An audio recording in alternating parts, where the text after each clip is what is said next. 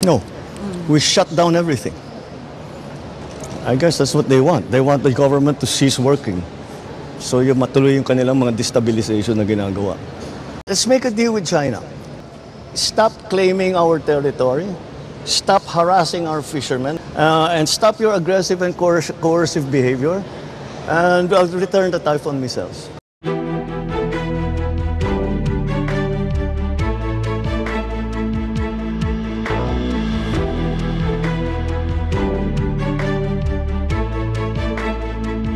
Hello, hi! Here we are again. Magbibigay lang tayo ng reaction, no? At comments dito sa sinabi ni Mr. President Bongbong Marcos Jr. At nabanggit niya na ganyan daw ang ginagawa ng mga against government dahil gusto nilang i-destabilize ang administrasyong Marcos. Mr. President, I think hindi naman siguro. Kinokorek lang nila o nag-react lang sila na alam nilang may mali doon sa mga ginagawa doon sa National Budget 2025, no? So, hayaan na lang natin sila. Kung talagang sila ay tama, papanigan sila ng korte. At kung kayo naman ay nasa tama, ay papanigan din naman kayo ng korte, no? Ngayon, kung sino talagang mali doon, let's correct it para naman sa kapakanan ng mga mamayang Pilipino, no, Mr. President?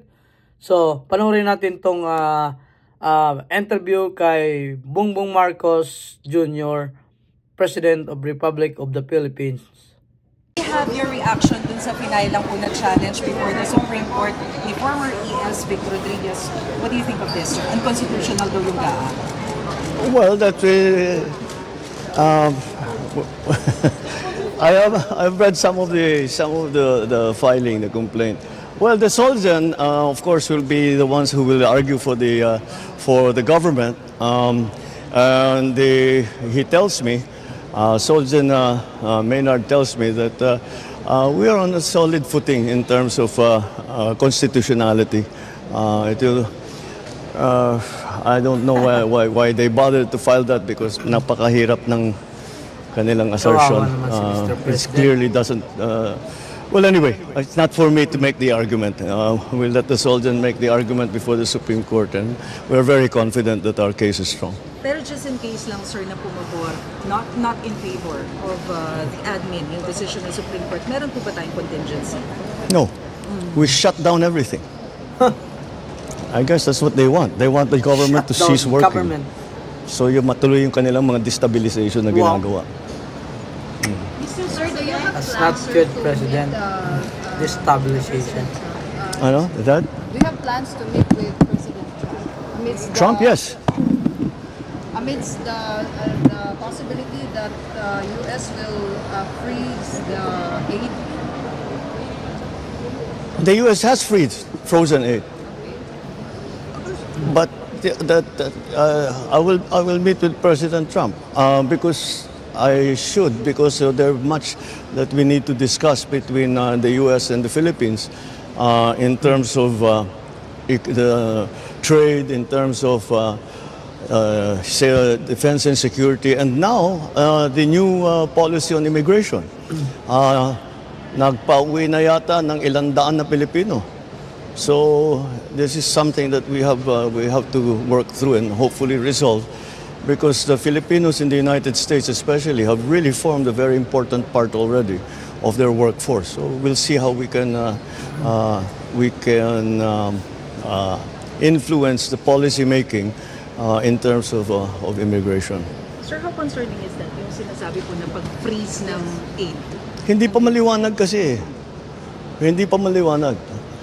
It's hard to comment because on the freezing of the aid, there's a court that blocked it. So it's not just, it's very unclear what it is. It's even the agencies in the U.S. government, hindi nila naintindihan what it means. Ano yung tatamaan, saan yung babawasan ang aid fund. So Well, this is what happens. These are the growing pains of a new administration. But I'm sure that with time these policies will crystallize and will become clearer. And by which time I will have a chance to visit with President Trump, and we can discuss it with a better understanding of what the policies are.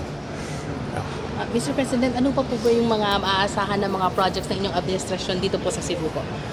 Naku, madami-daming listahan yan. Cebu is one of the largest areas for public investment. So it is. Well, we had a discussion today in the RDC. There are several major projects in the city. There are several major projects in the province, both in terms of connectivity, physical connectivity, in terms, pag-usapan pa namin sa Agri, baka meron tayong program na ibubuo para matulungan ng gobyerno na local governments ang national government para sa pagbaba ng presyo ng bigas. Marami kaming napag-usapan. There are several infrastructure projects that are ongoing, and dito mga malalaki kasi ang nakaibahan sa Cebu tends to take on the smaller projects. The province, sila ang probinsya gumagawa. So lahat ng pumupunta sa Cebu, karamihan ng pumupunta sa Cebu na project are very significant at saka legacy projects na priority ng national government's socio-economic plan. Yeah. Sir, all right? Reaction mo lang po sa manifesto support among Cebu local leaders po? Well, it wasn't just Cebu. It was Region 6, 7, and 8. At talagang napakalaking bagay para sa atin. Because you remember, I ran under the flag of unity. And we have seen, and I think this is something that the local governments immediately recognize, that we can really get very much done pagka talagang sabay-sabay nagtatrabaho. Pagka nag-aaway, naglalaban, kinokontra, hinaharang, naghahanap ng paraan para harangin, para lang maka political points, walang mangyayari talaga sa atin. So we should put those attempts to one side and stay together. And this is a big block. This is the Visayas block, and with that, with them as our partners in the national government, there's so much that we can do. And I'm very grateful to all the governors of Region 6, 7, and 8 for their expressions of support.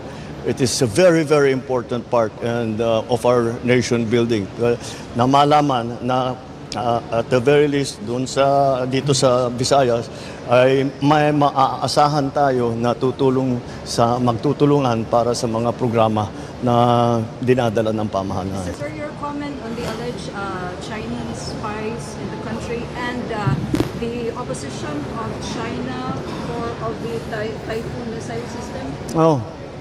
Well, I don't understand the comments on the Typhoon missile system. We don't make any comments on their missile systems, and their missile systems are 1,000 times more powerful than what we have. So I don't understand.